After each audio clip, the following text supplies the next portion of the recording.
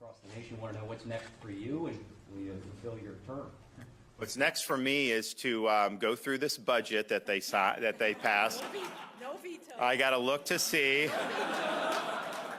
You know, sometimes you have a lighter touch, sometimes you don't. I mean, I think that they, I think by and large they did a good job. But you know, I mean, there's just, sometimes it's easier to do a budget when you don't have a lot of money than when you do, because it's how do you say no or whatever. So we're going to go through that. We've got a lot of legislation to do. Most of the stuff, obviously, people know I view favorably. I have not reviewed every bill that's passed. There's things that pop out at the end, as you know. So we got a little bit of a runway left. So just stay tuned. Yes, ma'am.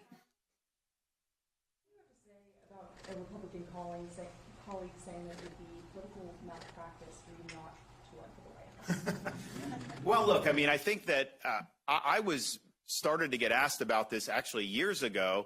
But it's like, look, I was in my first term as governor. We were doing good things. A lot of the stuff I was doing that I think put me on the map was because I was getting criticized for it, especially during COVID. Turned out that Florida handled it right, and then many other things there. But I was like, look, at the end of the day, you know, as a leader, you get things done, very important. But you also got to take that case to the voters.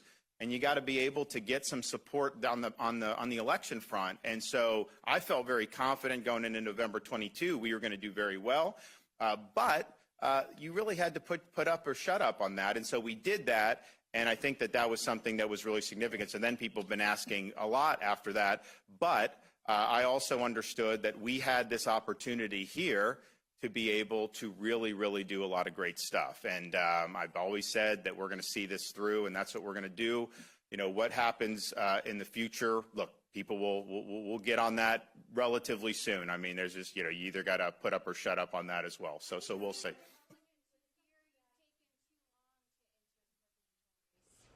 Oh, it's chatter. I think the thing that most of you guys should know about me is the chatter is just not something that I worry about. I don't bother. There literally were people writing, saying things like August of 2022, saying I wasn't handling the campaign well for re-election. They were saying that.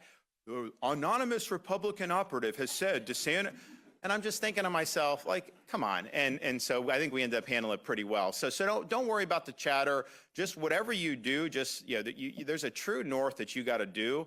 And every single day, most of the stuff that happens in the political sphere is trying to knock you off course from getting true north. And that may be the legislative wins here. It may be, you know, a re-election in 2022, any of that stuff. So just focus on it and don't worry about a lot of the chatter. Gary?